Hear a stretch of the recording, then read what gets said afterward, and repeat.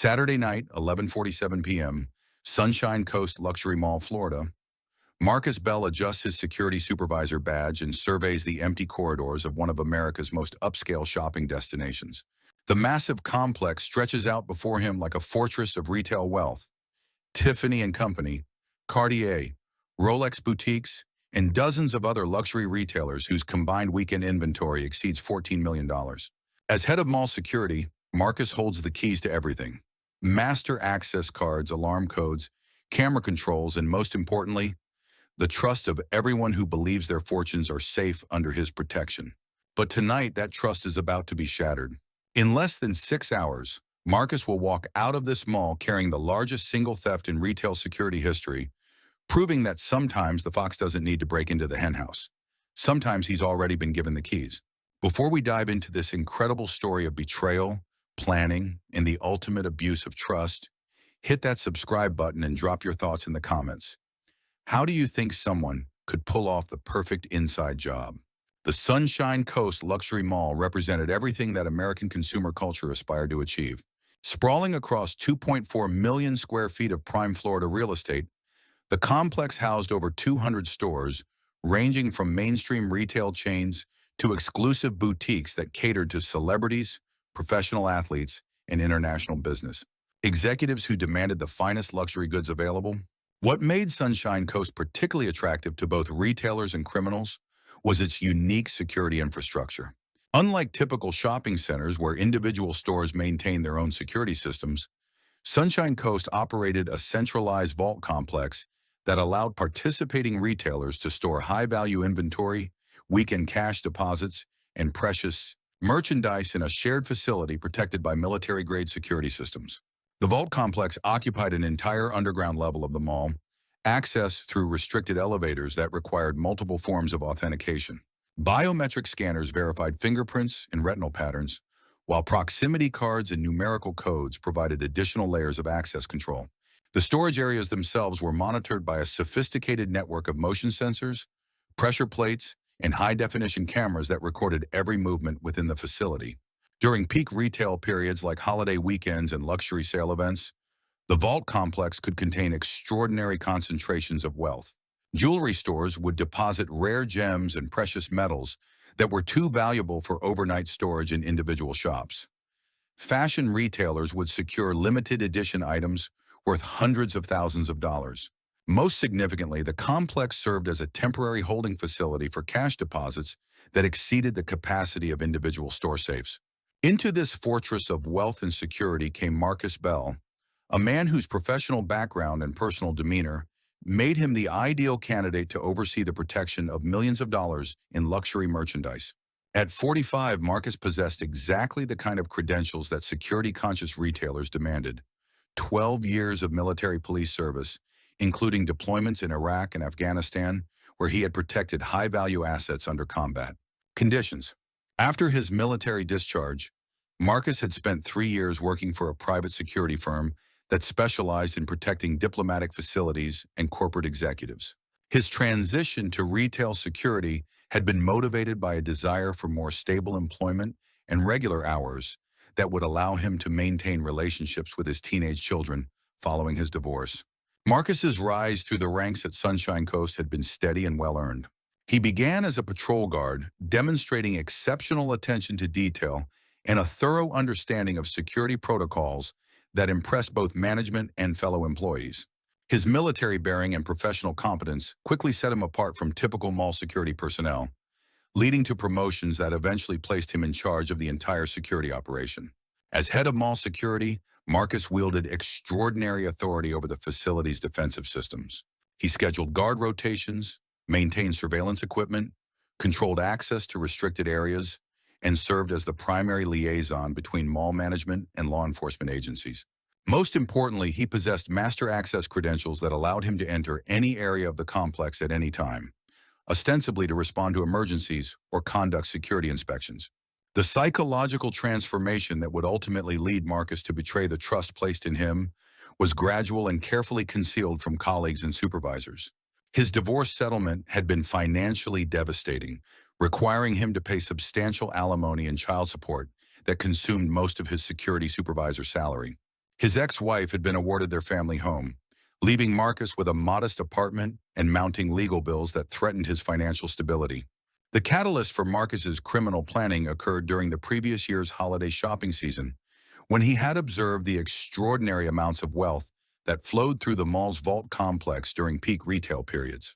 A single weekend could see deposits exceeding $20 million in combined cash, jewelry, and luxury merchandise, all protected by security systems that Marcus understood better than anyone else in the facility. Marcus's intimate knowledge of the mall's security infrastructure revealed vulnerabilities that would be invisible to external criminals, but obvious to someone with his level of access and technical understanding. The centralized vault system that provided such robust protection against outside threats created a single point of failure that could be exploited by someone with the proper credentials and detailed knowledge of defensive protocols. The planning phase of Marcus's operation extended over 6 months and demonstrated the kind of methodical preparation that his military training had instilled. He began by analyzing historical patterns of cash deposits and merchandise storage, identifying periods when the vault complex would contain maximum value with minimum oversight from external auditors or armored car services. The target period Marcus selected was the long President's Day weekend, which coincided with a luxury retailer promotional event that would concentrate extraordinary amounts of high-end merchandise and cash deposits in the vault complex. The 3-day holiday weekend would delay armored car pickups and reduce the number of security personnel on duty, creating optimal conditions for an inside job. Marcus's technical preparation involved creating legitimate pretexts for temporarily disabling various security systems under the guise of routine maintenance and system updates. As head of security, he had the authority to schedule maintenance windows, coordinate with technology vendors, and implement temporary security protocols that would provide cover for his criminal activities. The most sophisticated aspect of Marcus's planning involved manipulating the mall's surveillance system to create blind spots during critical periods of his operation. He arranged for firmware updates on camera systems that would require temporary shutdowns of recording capabilities in specific areas. These updates were scheduled to occur during overnight hours when the mall was closed and minimal security coverage was expected. Marcus's preparation extended to acquiring the equipment and materials necessary for transporting large quantities of stolen cash and merchandise. He purchased industrial cleaning carts with false bottoms designed to conceal valuable items during transport. He acquired janitor uniforms and identification badges that would allow him to move through service areas without attracting attention from the reduced overnight security staff. The vehicle acquisition for his escape required careful planning to avoid creating traceable connections to his identity. Marcus stole a commercial waste disposal van from a neighboring county, transported it to a remote location where he applied counterfeit business decals and modified the interior to accommodate stolen merchandise. The van was stored in a rented warehouse facility that he had leased using false identification documents. The weekend of the heist began with Marcus ensuring that staffing levels would be minimal and that the guards on duty would be individuals he could easily manipulate or distract. He personally created the weekend duty roster, assigning a single junior guard to cover the entire facility while he maintained nominal supervision as the senior security officer. Saturday evening proceeded according to Marcus's careful planning. The mall's closing procedures were completed by 10 p.m., with individual retailers securing their valuable inventory in either store safes or the central vault complex. The weekend deposits included over $14 million in cash, jewelry, luxury watches, and designer merchandise that represented the weekend's accumulated sales plus inventory transfers from other locations. The execution of Marcus's plan began at 11:30 p.m. when he implemented the staged power fluctuation that would provide justification for separating him from the duty guard. Using his access to the mall's electrical control systems, he created a temporary power disruption in the East Wing that appeared to be a legitimate technical malfunction requiring immediate investigation. The duty guard, following standard protocols, responded to the apparent emergency, while Marcus remained in the security control center to monitor surveillance systems and coordinate the response. This separation was crucial to Marcus's plan, as it provided him with unsupervised access to the vault complex during the critical period when he would be transferring stolen merchandise. With the duty guard occupied investigating the fake power problem, Marcus changed into janitor coveralls and gathered the cleaning carts that he had prepared for transporting stolen goods. His master access credentials allowed him to use service elevators and move through restricted areas without triggering alarm systems or generating suspicious activity logs. The entry into the vault complex required Marcus to temporarily disable specific motion sensors and pressure plates that would detect unauthorized movement within the storage areas. His detailed knowledge of the security system architecture allowed him to create brief windows of opportunity when he could move freely without triggering automated alerts. The selection and removal of valuable items required careful judgment about what could be transported efficiently and converted to untraceable assets most easily. Marcus focused primarily on cash deposits, which represented maximum value with minimum bulk, and selected jewelry items that could be easily removed from their packaging and concealed within the false bottom cleaning carts. The physical transfer of stolen merchandise took approximately 90 minutes, during which Marcus methodically emptied high-value storage compartments and loaded their contents into his modified cleaning carts. The total weight of the stolen items exceeded 200 pounds, requiring multiple trips between the vault complex and the service loading dock where his escape vehicle waited.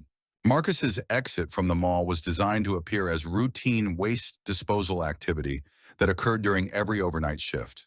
Security logs recorded the departure of cleaning vehicles as normal operational activity, with no indication that anything valuable was being removed from the facility.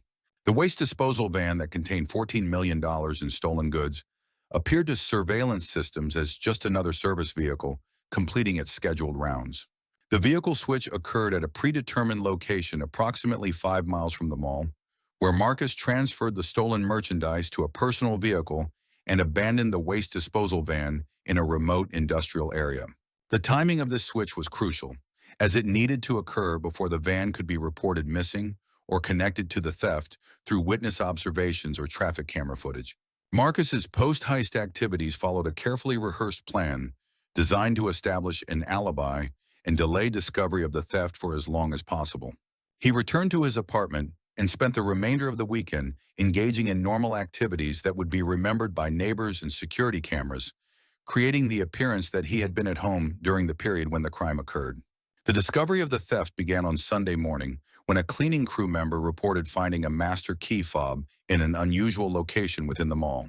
This discovery prompted a security review that revealed other anomalies, including gaps in surveillance footage and unexplained entries in the access control logs for the vault complex. The full scope of the theft wasn't revealed until Monday morning when armored car personnel arrived to collect weekend deposits and found the vault storage areas nearly empty.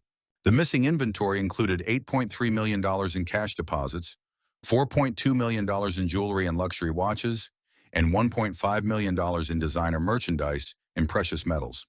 The FBI investigation began immediately, with federal agents recognizing that the sophistication and scale of the theft indicated an inside job requiring detailed knowledge of the mall's security systems and operational procedures. The absence of forced entry and the precision with which specific security systems had been bypassed pointed clearly toward involvement by someone with administrative access to the facility. The investigation focus quickly centered on Marcus Bell when forensic analysis revealed that the security system manipulations could only have been accomplished by someone with his level of access and technical knowledge. The staged power fluctuation, the strategic gaps in surveillance coverage, and the precise timing of the theft all demonstrated planning that required intimate familiarity with the mall's infrastructure. The breakthrough in the case came when investigators discovered GPS tracking data from the duty guard's patrol vehicle that had captured partial license plate information for the waste disposal van during the night of the theft. This evidence led to the identification of the stolen vehicle and ultimately to the warehouse facility where Marcus had prepared for his escape. Additional evidence emerged when pawnshop monitoring systems flagged a luxury watch that had been sold in Ohio 6 weeks after the theft. The watch's serial number matched inventory records from one of the victimized jewelry stores, providing a direct connection between the stolen merchandise and Marcus's activities following the heist. The manhunt for Marcus Bell involved federal marshals, state police, and local law enforcement agencies across multiple states. His false identification documents and carefully planned escape routes initially frustrated investigators, but financial analysis of his activities eventually revealed patterns that led to his location. Marcus was arrested at a rental house in Scottsdale, Arizona, where he had been living under an assumed identity while gradually converting stolen merchandise to untraceable assets. The arrest occurred without incident, with Marcus offering no resistance when confronted by federal agents who had been monitoring the property for several days. The search of Marcus's Arizona residence and storage facilities yielded approximately $4.2 million in cash and recovered merchandise. But the majority of the stolen goods had already been converted to other forms or hidden in locations that Marcus refused to reveal. Despite extensive interrogation and offers of reduced sentences, he maintained that the remaining assets had been lost through poor investments in gambling. Marcus's trial revealed the full extent of his betrayal and the systematic way in which he had exploited the trust placed in him by his employers and the retailers who depended on his protection. Character witnesses testified about his exemplary military service and professional reputation, but the evidence of his elaborate criminal conspiracy was overwhelming. The sentencing phase included victim impact statements from small business owners whose livelihoods had been devastated by the theft. Several jewelry store owners were forced to close their businesses due to insurance complications and the loss of irreplaceable inventory that represented years of careful acquisition and customer relationships. Marcus Bell received a sentence of 18 years in federal prison after pleading guilty to charges including theft, money laundering, and conspiracy. His cooperation in recovering some of the stolen assets was considered during sentencing, but the court noted that his abuse of a position of trust warranted substantial punishment.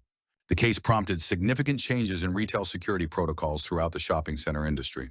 Multi-person authorization requirements were implemented for access to high-value storage areas, and enhanced monitoring systems were developed to prevent single individuals from manipulating security infrastructure without oversight. Insurance industry analysts noted that the Marcus Bell case represented a new category of retail crime that existing coverage models had not adequately addressed. The combination of insider access, technical expertise, and systematic planning created vulnerabilities that traditional security assessments had failed to identify. 7 years after the theft, approximately $9.8 million in stolen assets remains unrecovered, presumed to be hidden in offshore accounts or converted to forms that investigators have been unable to trace. Marcus Bell has provided no additional information about these assets, maintaining that cooperation would endanger associates who were not involved in the original crime. The Sunshine Coast Luxury Mall eventually recovered from the theft and implemented enhanced security measures that restored client confidence in their protective capabilities. However, the Marcus Bell case serves as a permanent reminder that the greatest security threats often come from those who are most trusted with the responsibility of providing protection. The case continues to be studied by security professionals, law enforcement agencies, and criminologists as an example of how legitimate access and technical expertise can be weaponized against the very institutions that provide employment and trust. Marcus Bell's transformation from decorated military veteran to master criminal illustrates the complex factors that can motivate insider threats and the ongoing challenge of balancing operational efficiency with security concerns. The man who once held all the keys now serves his time in federal prison, while the millions he stole remain hidden somewhere, a testament to the meticulous planning that enabled one of the most successful inside jobs in retail history. His legacy serves as a cautionary tale about the thin line between protector and predator, in the devastating consequences when that line is crossed by someone with the skills and access to execute the perfect betrayal.